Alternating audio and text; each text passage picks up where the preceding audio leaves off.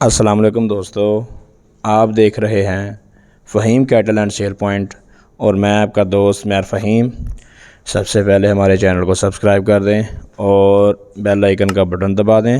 قیمتی رائے کا اظہار کرنے کے لیے کمنٹ باکس میں کمنٹ ضرور کیا کریں۔ جی دوستو، آج آپ کے لیے ایک کھانگڑ توکڑ بھینس لے کے آیا ہوں جو کہ تیسرے سے چوتھے بارے میں ہے۔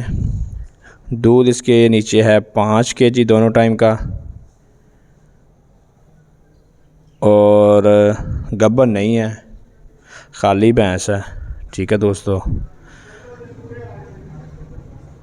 راکھو بھینس ہے۔ اگر کسی دوست بھائی کو پسند ہے، اسکرین پہ نمبر چل رہا ہے، مناسب ریٹ ہے۔ لوکیشن ہماری ہے جی 32 چوک سے ایئرپورٹ کی طرف جاتے ہوئے رنگ روڈ کے اوپر ہی جمال کنڈے کے ساتھ گلی میں۔